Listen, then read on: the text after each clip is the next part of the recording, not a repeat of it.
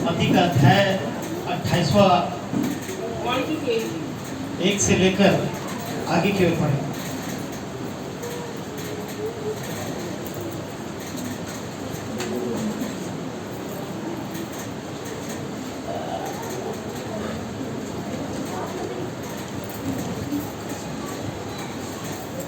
मैं आप सबके लिए पढ़ना चाहता हूँ और मैं चाहता हूँ जब परमेश्वर का कलाम आपके बीच में पढ़ा जाए तो मैं चाहता हूँ कि आप बड़े धैर्य के साथ, और किसी को भी मैं चाहता हूँ कि आप खड़े न रहें, बैठ जाए। सभी लोग बैठ जाएं ताकि आप परमेश्वर के वचन को प्रॉपर रीति से सुन सकें। क्योंकि यदि आप यहाँ हैं, आप में से बहुत सारे लोग हैं ना 40 दिन का उपवास किए ना, बहुत सारे लोग किए ना, प्लीज बैठिए। बहुत सारे लोग 40 दिन का उपवास किए हैं और सच में आज 40 दिन के उपवास के बाद आप इस संडे में परमेश्वर की नजदीकी में आए हैं और आज परमेश्वर आपको आशीषित करना चाहता है। और मैं विश्वास करता हूँ आप में से बहुत सारे लोग यहाँ से आज आशीष पाकर जाएंगे। Hallelujah, hallelujah, hallelujah. मैं विश्वास करता हूँ कि आप में से सारे लोग आज आशीष पाकर जाएंगे। लेकिन यदि आशीष को पाना है तो कैसे पाना होगा पता है आपको? बड़े धैर्य के साथ आपको बैठना होगा। आपने कभी भरी बाल्टी को देखा है? भरी बाल्टी को पानी से बाल्टी को भर दिया जाए और फिर उसको लेकर दौड़ा जाए तो क्या पानी उसमें सलामत रहेगा? पानी उसमें सलामत रहेगा? नहीं सलामत रहेगा, है ना? ऐसे ही यदि आप परमेश्वर का वचन सुनते समय जो पवित्र आत्मा के द्वारा आप तक पहुंचाया जाएगा, यदि आप उछल कूद करेंगे, आप स्थिरता नहीं दिखाएंगे, आप धैर्य के साथ नहीं बैठेंगे, खड़े रहेंगे, तो यहाँ पर खड़ा होकर जो प्रचार कर रहा है ना वो डिस्टर्ब हो जाएगा और फिर परमेश्वर की कलाम की ओर फोकस नहीं कर पाएगा। और यदि ये फोकस नहीं कर पाएंगे तो याद रखिए आप परमेश्वर के आशीषों से महरूम हो जाएंगे। और आप क्या ऐसा चाहते हैं? आप ऐसा चाहते हैं परमेश्वर के आशीषों से महरूम होना? जितने लोग चाहते हैं जोर से बोलेंगे हालेलुया। यानी सारे लोग चाहते हैं कि परमेश्वर की दया आपको न मिले। ऐसा है? ऐसा है क्या? बिल्कुल ऐसा नहीं। मैं भी चाहता हूँ आप लोगों को आशीष मिले और बहुतियात से आशीष मिले। हालेलुया। तो ये बहुतियात की आशीष पाने के लिए आपने करना क्या है? पता क्या करना है आपने? क्या करना है? ये बहुतियात की आशीष पाने के लिए पीछे से प्लीज सारे लोगों को बैठा दीजिए।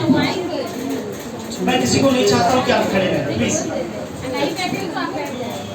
बैठिए। यहाँ पे आगे भी बहुत सारा जगह है, यहाँ मिडिल में बैठा दीजिए। बहन पीटी यहाँ मिडिल में बैठा दीजिए, कोई दिक्कत नहीं। लेकिन मैं किसी को खड़ा होता हुआ नहीं देखना चाहता। बात करना है आप नीचे चले जाइए, बहुत सारा समय मिलेगा आपको बात करने के लिए। लेकिन परमेश्वर के वचन के समय मैं नहीं चाहता हूँ आप बात करेंगे, क्योंकि आप बात करेंगे और बहुत सारे परमेश्वर की दया से महरूम हो जाएंगे। आपने उपवास नहीं रखा 40 दिन, लेकिन कुछ लोगों ने बड़े प्रयास के साथ, बड़ी आत्मा के साथ 40 दिन उपवास रखा है। 40 दिन उन्होंने परमेश्वर के सम्मुख अपने आप को दिया है और आज उनके कुछ पाने का समय है, लेकिन कहीं आप उनके जीवन में परमेश्वर के आशीष से महरूम होने का कारण हो। इसलिए मैं चाहता हूँ, सभी से मैं रिक्वेस्ट करता हूँ, जितने खास करके लीडर्स हैं, आप प्लीज थोड़ी देर के लिए, आधा घंटा के लिए अपने मुंह को बंद रखिए। मैं कोई तरह का साउंड नहीं चाहता हूँ। हालेलुया। तो हाँ, मैं ये बता रहा था कि यदि आप एक भरी बाल्टी को लेकर दौड़े तो आप उसमें पानी को सुरक्षित नहीं रख पाएंगे। ऐसे ही परमेश्वर का वचन सुनते समय यदि आप स्थिरता ना दिखाएं, संयम ना दिखाएं, बातें करेंगे, इधर दौड़ेंगे, उधर दौड़ेंगे, इधर उठेंगे, उधर भागेंगे, हिरनी की छलांग लगाएंगे, परमेश्वर की दया नहीं पाएंगे। मैं चाहता हूँ बड़े शांति से परमेश्वर के कलाम को सुने, क्योंकि प्रभु की दासी परमेश्वर में इतने सालों के अनुभव के साथ आपको कुछ आज सिखाना चाहती हूँ। मैं चाहता हूँ कि ज्ञान की उस बात को आप सुनिए, आत्मा की उस बातों को सुनिए और सीख कर जाइए यहाँ से। आमीन। सभी तैयार है? चलिए अपने दिल पर हाथ रखिए, बोलिए मैं तैयार हूँ। प्रभु का वचन सुनने के लिए मैं तैयार हूँ। प्रभु का वचन सुनने के लिए मैं तैयार हूँ। इधर वाले लोग बोल रहे हैं, वो तो बोला नहीं, हम लोग चुपचाप रहेंगे। Okay, very good. सो परमेश्वर की दासी ने अभी हम आप सबको पढ़ने के लिए मत्ती की किताब उसके 28वें पद से 1 से लेकर आगे तक पढ़ने के लिए जो है बोला है। मैं आप सबके लिए पढ़ना चाहता हूँ और जितने लोग बाइबल लाए हैं वो अपनी बाइबल पर देखेंगे और बाकी सारे लोग मेरी तरफ कॉन्सेंट्रेट करेंगे। मैं आप सबके लिए पढ़ रहा हूँ, परमेश्वर का कलाम आशीष है। सबत के दिन के बाद सप्ताह के पहले दिन पांव फटते ही मरियम मगदलिनी और दूसरी मरियम कब्र को देखने आई, और देखो एक बड़ा भूकंप हुआ, क्योंकि प्रभु का एक दूत स्वर्ग से उतरा और पास आकर उसने पत्थर को लुढ़का दिया और उस पर बैठ गया। उसका रूप बिजली का सा और उसका वस्त्र पाले के समान उज्जवल था। उसके भय से पहरुए कांप उठे और मृतक समान हो गए। स्वर्गदूत ने स्त्रियों से कहा, मत डरो, मैं जानता हूं कि तुम यीशु को जो क्रूस पर चढ़ाया गया था ढूंढती हो। वह यह नहीं जानती थी, वह यहाँ नहीं है, परंतु अपने वचन के अनुसार जी उठा है। आओ यह स्थान देखो जहाँ प्रभु पड़ा था, और शीघ्र जाकर उसके चेलों से कहो कि वह मृतकों में से जी उठा है, और वह तुमसे पहले गलील को जाता है, वहाँ उसका दर्शन पाओगे। देखो मैंने तुमसे कह दिया। वे भय और बड़े आनंद के साथ कब्र से शीघ्र लौटकर उसके चेलों को सुसमाचार देने के लिए दौड़ गई। तब यीशु ने मिला और कहा, सलाम। उन्होंने पास आकर और उसके पांव पकड़कर उसको दंडवत किया। तब यीशु ने उनसे कहा, मत डरो, मेरे भाइयों से जाकर कहो कि गलील को चले जाएं, वहां मुझे देखेंगे। वे जा ही रहे थे कि पहरुओं में से कुछ ने नगर में आकर पूरा हाल प्रधान याजकों से कह सुनाया।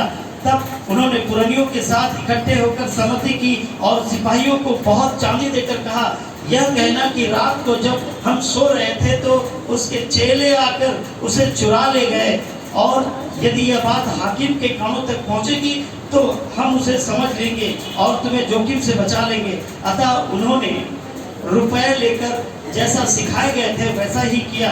यह बात आज तक यहूदियों में प्रचलित है। 11 चेले गलील में उस पहाड़ पर गए जिसे यीशु ने उन्हें बताया था। उन्होंने उसके दर्शन पाकर उसे प्रणाम किया, पर किसी किसी को संदेह हुआ। यीशु ने उनके पास आकर कहा, स्वर्ग और पृथ्वी का सारा अधिकार मुझे दिया गया है, इसलिए तुम जाओ, सब जातियों के लोगों को चेला बनाओ और उन्हें पिता, पुत्र और पवित्र आत्मा के नाम से बपतिस्मा दो, और उन्हें सब बातें जो मैंने तुम्हें मानना सिखाई हैं सिखाओ, और देखो मैं जगत के अंत तक सदा तुम्हारे साथ रहूंगा। आमीन।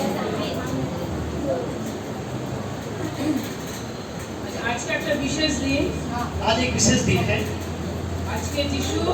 आज यीशु मसीह कब्र से जीवित हो उठा। आज के दिन को क्या बोलना होगा? फिर हिंदी में क्या बोलना होगा? पुनरुत्थान।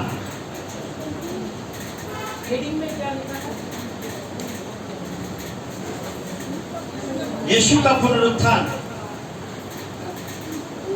बेंगली में लिखा है यीशु का उत्थान। कब्र হইতে যিশুর উত্থান ও শিষ্যদের প্রতি তাহার শেষ आज्ञा। बंगाली बाइबल में लिखा है यीशु मसीह का उत्थान और चेलों के लिए उनकी आखिरी आज्ञा। हिंदी में लिखा है और हिंदी में लिखा है यीशु का पुनरुत्थान। আমাদের ভুল ধারণাগুলোকে আগে আমাদের ঠিক করতে হবে। आगे हमें जो गलतियां हैं उन्हें ठीक करनी होगी। उत्थान और पुनरुत्थान দুটো সম্পূর্ণ আলাদা। उत्थान और पुनरुत्थान दोनों अलग चीजें हैं। उत्थान বলতে একবার ওঠা। उत्थान का मतलब एक बार उठ जाना। पुनरुत्थान का मतलब दो बार। पुनरुत्थान का मतलब है दोबारा उठना, बार-बार उठना। बार-बार उठना। देखिए ईसा मसीह कितना बार उठा? लेकिन यीशु मसीह कितनी बार उठा? एक बार। एक बार मर चुका। एक बार मर चुका। एक बार उठा। एक बार उठा। तब আমাদের ভুলটা আগে শুধরাতে হবে। पहले हमें हमारी गलतियों को ठीक करना होगा। আমরা বলবো उत्थान। हम बोलेंगे उत्थान, কারণ বাইবেল এই কথা বলছে। क्योंकि बाइबल यही बात बोलती है।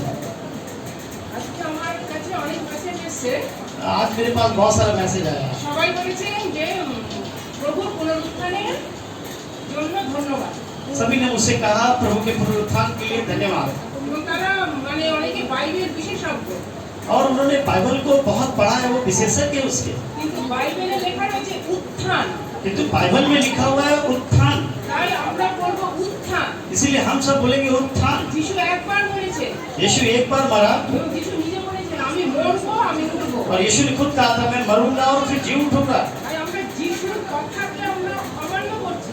मैं और हम आप सब यीशु मसीह की बातों को अपमानित कर रहे हैं।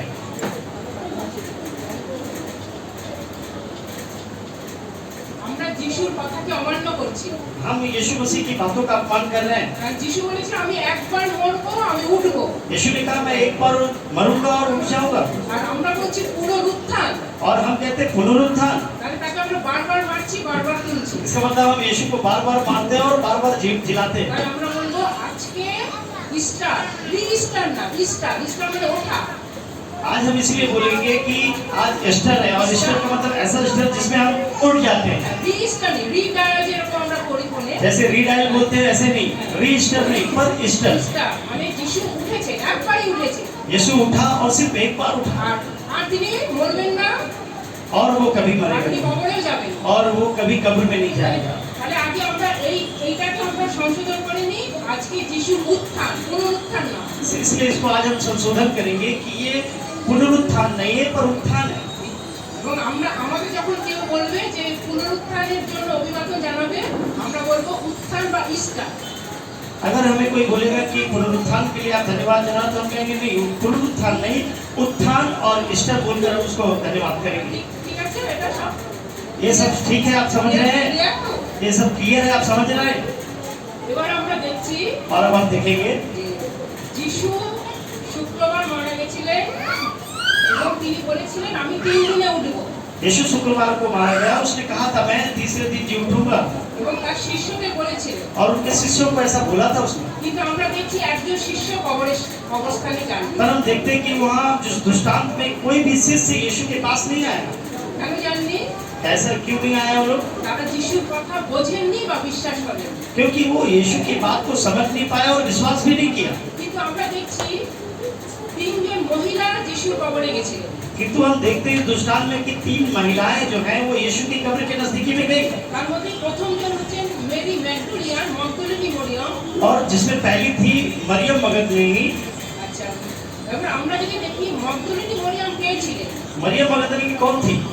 যখন যিশুর সাথে তার দেখা হয়নি जब यीशु के साथ उसका मुलाकात नहीं हुआ था তখন তিনি ছিলেন একজন দুশ্চরিত্রা नारी। तब वो एक व्यभिचारिणी स्त्री थी। তিনি ক্যাবারে ড্যান্সার ছিলেন তখনকার দিনে। ओ वो उस समय अपने समय में एक कैबरे डांसर होती थी, एक होटल में डांस करने वाली होती थी। তিনি যিশুর কাছে এসেছিলেন। वो यीशु के पास आई थी। তিনি কখন এসেছিলেন যিশুর কাছে? वो कब आई यीशु के पास? যখন যিশু সিমন পিতরের বাড়িতে নিমন্ত্রিত ছিলেন जब यीशु मसीह सिमोन पतरस के घर पे निमंत्रित था এবং সেই নিমন্ত্রিতের বাড়িতে আরো অনেক অভিজাত লোকেরা ছিলেন। और उस निमंत्रण में बहुत सारे बेजाती लोग भी थे, अन्य जाति के लोग भी थे। এবং তখন এই মরিয়ম সেই সময় এসেছিলেন যিশুর কাছে। उसी समय मरियम जो है यीशु के पास आई মরিয়ম যখন এসেছিলেন और जब मरियम यीशु के पास आई तो তখন যিশুর প্রতি অনেক আঙুল তুলেছিলেন तब यीशु के सामने बहुत लोगों ने यीशु पे उंगली उठाई थी। যে এই ব্যভিচারিণী नारीর সঙ্গে যিশুর কি সম্পর্ক? ए व्यभिचारिणी स्त्री के साथ में यीशु ऐसे बात क्यों कर रहे हैं? इसके साथ इसका क्या संबंध है? কিন্তু সেই মরিয়ম যিশুকে চোখের জলে তার পা ধুয়ে দিয়েছিলেন। और यही मरियम थी कि अपने आंसुओं से यीशु के पैरों को धोए তার চুল দিয়ে তার পা মুছিলেন और अपने बालों से उसने यीशु के पैरों को पोंछा এবং যিশু তার সমস্ত পাপ ক্ষমা করেছিলেন। और यीशु ने इसके बदले उसके सारे पापों को क्षमा कर दिया। কারণ প্রভু যিশু বলেছিলেন क्योंकि यीशु ने अपने वचनों में कहा है জগতের পাপ ক্ষমা করার ক্ষমতা আমাকে দেওয়া হয়েছে। कि यीशु मसीह को अधिकार है कि जगत के लोगों के पाप को क्षमा करे। তাই আমি এর পাপ ক্ষমা করলাম। इसीलिए मैं इसके पाप को क्षमा करता हूँ। এবং সেখানে যতজন উপস্থিত ছিল वहाँ पे जितने लोग थे তাদের যিশু বলেছিলেন उनको लोगों ने यीशु को उन लोगों ने बोला যে এখানে তো তোমরা সকলেই পাপী, यहाँ पे तो आप सब पापी ही हैं, কিন্তু তোমাদের মধ্যে কোনো অনুশোচনা নেই। पर आपके अंदर में कोई सोच और विचार नहीं है। এমনকি আমাকে যে সিমন এখানে নিমন্ত্রণ দিয়েছে और जबकि सिमोन ने मुझे यहाँ निमंत्रण किया है तो কিন্তু সিমন আমার জন্য কোনো আতিথেয়তা করলো না। वो मेरे लिए कोई अतिथि सत्कार नहीं किया, কিন্তু এই মহিলা पर ये स्त्री ने এই হচ্ছে একজন ব্যভিচারিণী নারী, পাপী, ये एक पापी और व्यभिचारिणी स्त्री है फिर भी, কিন্তু সে তার চোখের জলে আমার পা ধুয়ে দিল पर ये अपने आंखों से जो बहते हुए आंसू से मेरे पैर को धोया এবং আমার পা চুম্বन করতে ক্ষান্ত হয়নি और मेरे पाँव को छूने से एक बार भी थकी नहीं है। এবং এই সমস্ত পাপ আমি ক্ষমা করে দিলাম। इसीलिए मैं इसे सारे पापों को क्षमा करता हूँ। সেই মরিয়ম যিশুর কবরে গেলেন, वही मरियम यीशु की कब्र पे जाती है। কিন্তু যিশুর যে 12 জন শিষ্য ছিলেন, যিশুর যে 12 জন শিষ্য, यीशु जे 12 और भी 12 जो चेले थे, তার মধ্যে 11 জন শিষ্য তখনও জীবিত ছিলেন। वो 11 लोग फिर भी जीवित था। তারা কেউ যিশুর কবরে যায়নি, वो चेलों में से कोई 11 लोगों में से यीशु की कब्र पे नहीं गया, কিন্তু মরিয়ম যিশুর কবরে গেলেন। पर मरियम जो है यीशु की कब्र तक गई। কিন্তু গিয়ে তিনি দেখলেন সেই কবরটা খোলা, পাথর সরানো, वो जाकर देखी कि उसका कब्र से पत्थर लुढ़का हुआ है और कब्र खाली है, এবং একজন স্বর্গদূত সেখানে বসে রয়েছে। और वहाँ पे एक स्वर्गदूत का उपस्थिति होता है। এবং তিনি বললেন, তোমার প্রভু জীবিত, उसने कहा तुम्हारे प्रभु जिनको तुम ढूंढती हो वो जीवित है, তুমি মুর্দাদের মধ্যে কেন তাকে খুঁজছো? तुम मुर्दों के बीच में उसको क्यों ढूंढ रही हो? তুমি যাও শিষ্যদের গিয়ে বলো। तुम जाकर चेलों को बताओ, उनको ये सुसमाचार दो। কিন্তু যিশু সেই মরিয়মকে বললেন, মরিয়ম, यीशु ने उस मरियम से कहा मरियम, এবং মরিয়ম প্রভুর ডাকে সাড়া দিলেন। और मरियम ने प्रभु की आवाज का उत्तर दिया।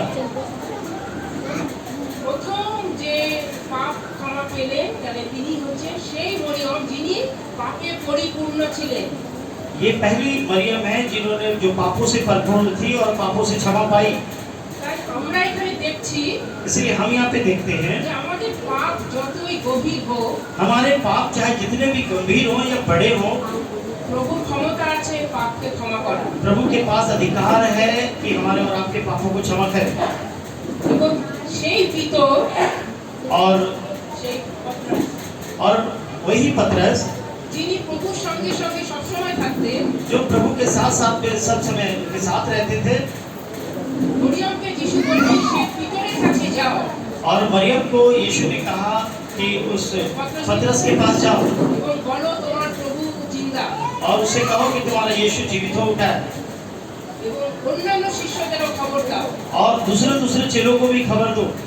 কিন্তু শিষ্যরা মরিয়মের কথা বিশ্বাস করেনি। किंतु चेलों ने मरियम की बात को स्वीकार नहीं किया।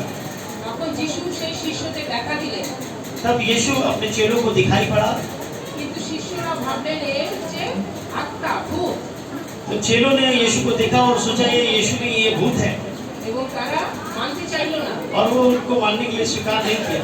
তখন যিশু বললেন, আমাকে কিছু খাবার দাও। तब यीशु ने अपने चेलों से कहा मुझे कुछ खाने के लिए दो। কেন তিনি খাবার চেয়েছিলেন কেন? वो खाने के लिए क्यों मांगा? কারণ আত্মা কখনো খেতে পারে না। क्योंकि आत्मा कभी भी खाने के लिए नहीं चाहता है। যিশু প্রমাণ করলেন, আমি জিন্দা। यीशु ने प्रमाण किया कि मैं शरीर में जीवित हूँ। কিন্তু যিশুকে কেন এত পরিশ্রম করতে হলো? क्योंकि यीशु को इतना परिश्रम फिर क्यों करना पड़ा? কারণ শিষ্যরা क्योंकि चेलों ने যিশু যখন ছিলেন তার কথা কিছুই বোঝেননি আর বিশ্বাসও করেননি। जब यीशु जीवित था तो उनके चेलों ने कोई भी बात उनकी न सुनी और न मानी और न समझे। আমরা ধন্য, हम लोग बहुत परमेश्वर के धन्यवादी हैं। আমরা পড়ে हम लोग पढ़कर এবং শুনে বিশ্বাস করেছি। और हम लोग पढ़कर सुनकर विश्वास करते हैं। তাহলে আশীর্বাদ কারা বেশি পাবে? ये आशीष कौन ज्यादा पाएंगे? আমরা পাইনি। हम लोग पाएंगे। हम लोग प्रभु के नहीं देखा, हम लोगों ने प्रभु को नहीं देखा है, सिर्फ सुनकर विश्वास किया। सिर्फ सुनकर विश्वास किया है। কিন্তু এই বিশ্বাসটা আমাদের ধরে রাখতে হবে, पर ये विश्वास हमें और आपको पकड़ कर रखना होगा। কারণ এখানে দেখছি প্রভুর এটা শেষ আজ্ঞা। क्योंकि देखते हैं यहाँ पे 28वें अध्याय में ये परमेश्वर की अंतिम आज्ञा है আর আমাদের প্রতি অন্তিম আজ্ঞা। और हमारे प्रति भी एक अंतिम आज्ञा है। আমরা বিশ্বাস করতে চাই প্রভু যিশু জিন্দা আছেন हम विश्वास करना चाहते हैं कि प्रभु यीशु जीवित है এবং তিনি আমাদের আজ্ঞা দিয়েছেন, और उन्होंने हमें आज्ञा दी थी তিনি চেলাদের आज्ञा দিয়েছেন, और उन्होंने चेलों को भी आज्ञा दी थी। আমরা সেই চেলাদের মধ্যেই পড়ছি हम लोग भी उसी चेलों में पढ़ते हैं এবং তিনি আমাদের आज्ञा দিয়েছেন, और उन्होंने हमें और आपको आज्ञा दी, তোমরা যাও तुम जाओ পিতা পুত্র পবিত্র আত্মার নামে पिता पुत्र और पवित्र आत्मा के नाम से ব্যাপটিজম দাও, उन लोगों को बपतिस्मा दो অর্থাৎ আত্মা জয় করো और आत्मा को जीतो। এবং আমি তোমাদের সঙ্গে সঙ্গে থাকবো और मैं हमेशा तुम्हारे साथ साथ रहूंगा, এবং আমি আবার আসছি। क्योंकि मैं दोबारा आ रहा हूँ। এবং তিনি দুবার আসছেন और वो फिर से दोबारा आ रहे हैं, এবং তিনি আর মরবেন না। और वो आकर दोबारा फिर कभी नहीं তিনি मरेंगे, আমাদের জন্য একবার মরেছেন, क्योंकि वो हमारे लिए सिर्फ एक बार मरे একবার উঠেছে, और एक बार उठ गए আবার আসবেন और फिर से आएंगे এবং আমাদের সাথে থাকবেন। और हमारे साथ ही रहेंगे আমরাও তার সাথে থাকবো और हम भी उनके साथ रहेंगे। যদি আমরা তাকে পরিত্যাগ না করি। यदि हम उनका परित्याग ना करें तो। তাহলে আজকে মহা উত্থানের দিনে, इसलिए आज के इस महापुनरुत्थान के दिन में, উত্থানের দিনে ये पुनरुत्थान के दिन में, আমরা এই প্রতিজ্ঞা করব और हम ये प्रतिज्ञा करेंगे कि যে প্রভু যিশু যে আজ্ঞা দিয়েছে यीशु मसीह ने जो आज्ञा दिया था, সেই আজ্ঞা আমরা উল্লঙ্ঘন করব না। उस आज्ञा को हम उल्लंघन नहीं करेंगे, তাহলে তিনি জলদি জলদি আসবেন क्योंकि उनको फिर जल्दी जल्दी आना है এবং উনি এলে আমরা ঈশ্বরের রাজ্যে প্রবেশ করব। और उनके आने से हम प्रभु यीशु मसीह के राज्य में प्रवेश करेंगे। তখন আমাদের আর কোনো দুঃখ থাকবে না, और फिर हमारे और आपके पास कोई दुख नहीं रहेगा, কোনো কষ্ট থাকবে না, कोई कष्ट नहीं रहेगा, আমাদের আঁসু পড়বে না हमारे आंसू नहीं बहेंगे এবং আমরা প্রভুর রাজ্যে এভারলাস্টিং লাইফ, মানে আমরা আমাদের আর মৃত্যু হবে না। और हम प्रभु के राज्य में कभी नहीं मरेंगे, अनंत जीवन को जिएंगे, স্বর্গীয় রাজ্যে মৃত্যু নেই। क्योंकि स्वर्ग राज्य में मृत्यु नहीं है।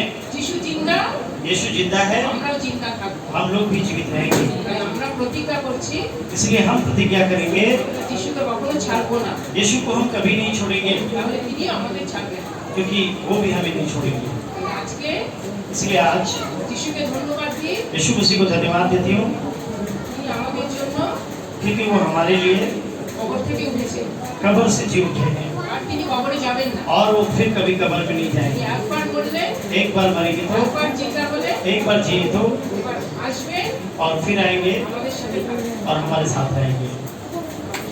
सभी को नमस्कार।